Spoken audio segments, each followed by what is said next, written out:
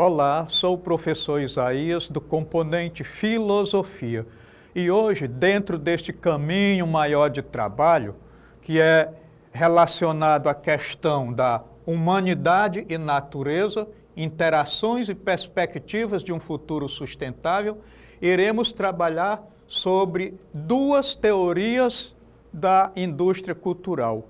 Uma mais ligada aos filósofos Max Horkheim e Theodor Adorno e outra ligada a Walter Benjamin. Mas antes disso, nós vamos fazer um longo caminho para a gente entender um pouco essa questão da indústria cultural a partir dessas reflexões feitas no século XX. Muito bem. Então, a indústria cultural é um termo difundido pelos teóricos da Escola de Frankfurt para designar a indústria do entretenimento popular que produz cultura para as massas de trabalhadores das grandes cidades. Todavia, nós estamos falando aí do século XX. Agora nós estamos falando do século XXI e a música, por exemplo, sertanejo universitário, que é um novo estilo de música, né, praticamente do século XXI, ele não é produzido apenas para a cidade, mas também para o campo. Agora, essa forma de cultura é amplamente veiculada por TV, cinema, rádio, revistas, propagandas, vídeos e imagens que circulam pelas telas do mundo inteiro. Agora, estamos falando também do século XXI e nós temos aí o largo uso do telefone móvel, né, do telefone celular e da internet como elementos que estão, de certo modo, ampliando essa indústria cultural.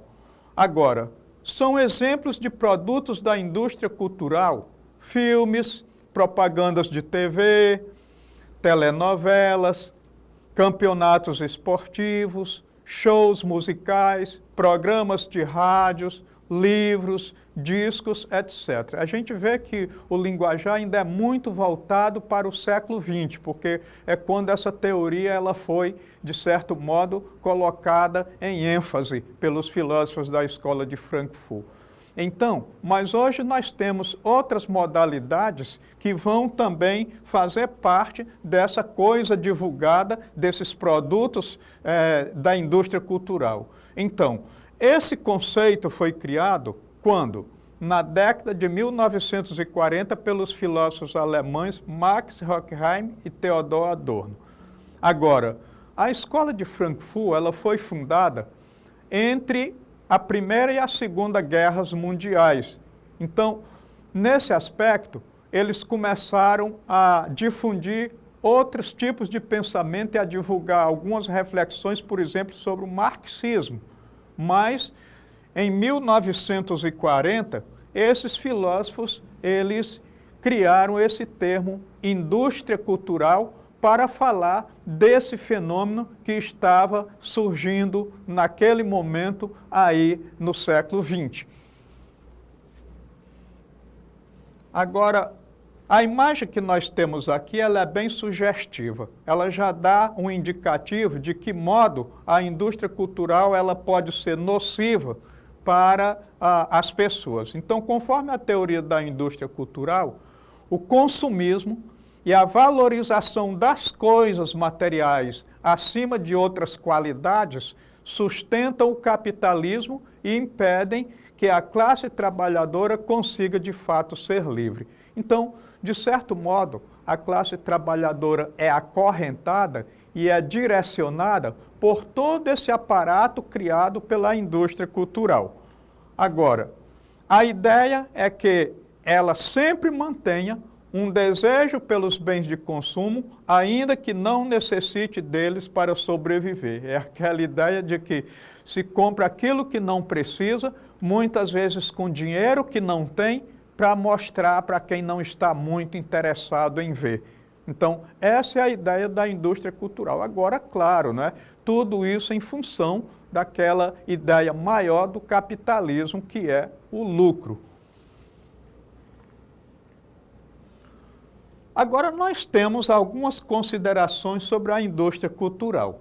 Então, a indústria cultural é representada pelas instituições e empresas que produzem cultura para ser consumida em função do lucro. Então, como eu falei anteriormente, a grande questão é o lucro inserido dentro dessa mentalidade do mercado que foi criado aí, principalmente aprimorado pelo modo de produção capitalista.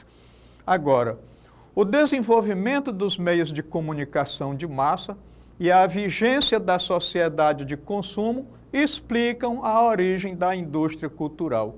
Então, nós temos, na verdade, aí duas coisas: o desenvolvimento dos meios de comunicação de massa e a questão do capitalismo que visa o lucro. E, de certo modo, a difusão desses produtos é para gerar não apenas entretenimento, mas principalmente lucro. Seus produtos são reconhecidos como cultura pop, apresentam pouca sofisticação. Então, nós podemos ter uma música de baixa qualidade, de pouca letra, como nós costumamos falar. Mas, de qualquer maneira, é aquela coisa que entra na moda, muitas vezes de forma bem rápida, passageira, e logo, logo é substituído por alguma outra coisa, por alguma outra música, digamos assim. Tem uma música que faz sucesso durante algum tempo, mas logo ela é substituída por outra. A ideia é mesmo aquela do consumo. Bom, então seus produtos são reconhecidos como cultura pop. A indústria cultural estimula a criação de necessidades e desejos que mobilizam as pessoas ao mesmo tempo que as deixam alienadas. Então as pessoas ficam fora da realidade, vão todas em uma direção, e é essa a grande finalidade desses produtos da indústria cultural.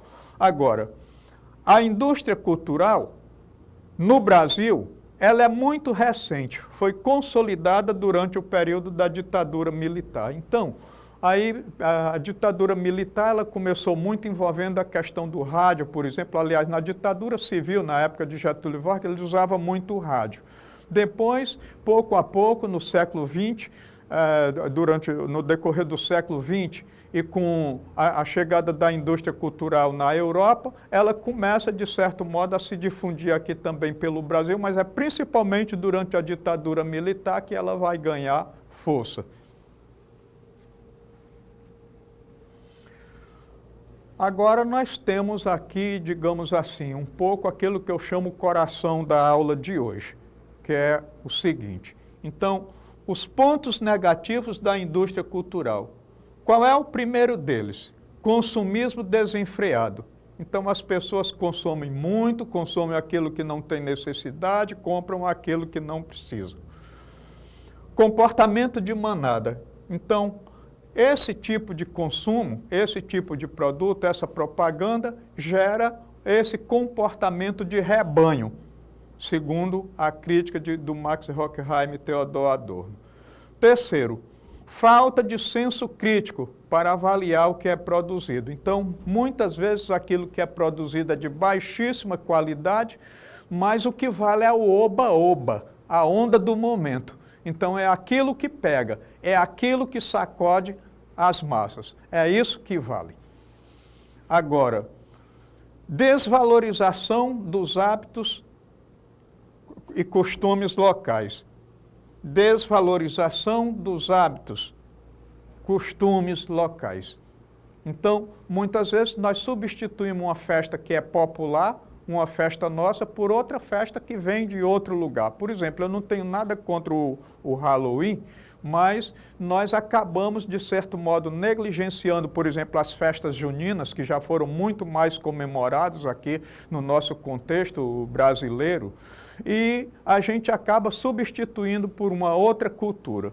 E, finalmente, nós temos a falta de inteligência financeira, que é aquela coisa que impede de você se programar economicamente. Então, muitas vezes, nós precisamos comprar alguma coisa aí da indústria cultural, e a gente faz aquela coisa de parcelar em várias vezes para pagar. E muitas vezes a gente acaba percebendo que é uma coisa que é meio que supérflua, então que não é muito do nosso interesse.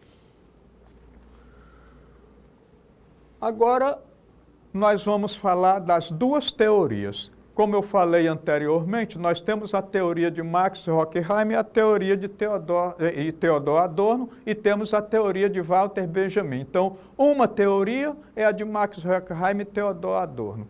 A outra é do Walter Benjamin. Então, nós vamos começar a falar do Adorno e do Horkheim.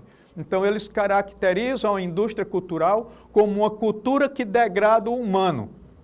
Ela aliena as pessoas porque estas se tornam distantes das suas próprias necessidades e desejos, influenciadas por forças externas. Então é isso. Isso pode resultar em uma sensação de despersonalização e de perda da autonomia, de certa forma, de perda da identidade. Então é isso que ocorre. Portanto, a indústria cultural seria caracterizada por essa busca de homogeneização dos comportamentos pela massificação das pessoas. A teoria crítica da Escola de Frankfurt serve para que possamos distinguir as produções ideológicas e massificantes daquelas que buscam fazer arte com autonomia e originalidade. Então, nós temos a arte original, ela muitas vezes ela é copiada ou substituída por um outro tipo de arte produzida industrialmente. Agora, nós vamos ter a teoria de Walter Benjamin, que vai mais ou menos na mesma direção, pelo menos no começo.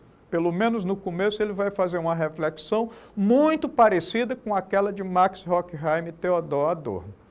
Então, Benjamin foi um dos principais pilares da Escola de Frankfurt, que se propôs estudar os processos típicos da modernidade e a influência da indústria cultural, entendido como subordinação do fazer cultural à lógica da produção industrial e capitalista. Com o advento de produtos culturais de massa, como o cinema, que implicam na reprodutibilidade da arte, esta áurea se dilui nas cópias produzidas e assim destrói a qualidade de objeto único e individual da qual a obra artística pode se revestir.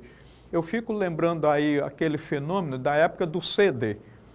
Um artista gravava um CD original, alguém copiava esse CD, fazia diversos CDs piratas e vendiam pelo um preço muito mais barato do que o preço de custo do CD original. Logicamente, aquele CD, ele não tinha a mesma qualidade que tinha o CD original. E isso vale para outros produtos também. Agora, contrapondo, né, o pensamento de Adorno e Horkheim, Walter Benjamin, em seu texto A Obra de Arte na Era de Sua Reprodutibilidade Técnica, que é de 1935, chama a atenção para a possibilidade de democratização da arte através das ferramentas para a sua reprodução. Então, aqui ele vai fazer o contraponto à teoria inicial de Horkheim e Adorno. Ele vai dizer que, embora tenha esse efeito negativo de massificar, ela também pode popularizar uma obra de arte, a indústria cultural ela populariza uma obra de arte que muitas vezes as pessoas mais pobres não teriam acesso de uma outra maneira. Então, de certo modo, favorece uma democratização da arte. Agora, o próprio Benjamin, ele também vai com aquela ideia de que, na verdade, a arte ela deve ser revolucionária, crítica. Espero que todos tenham gostado do conteúdo de hoje relacionado à indústria cultural. Agradeço a participação de todos. Não deixem de consultar a plataforma para aprofundar o conteúdo, para retomá-lo de certo modo e ampliá-lo. E espero contar com todos vocês na próxima oportunidade. Até breve.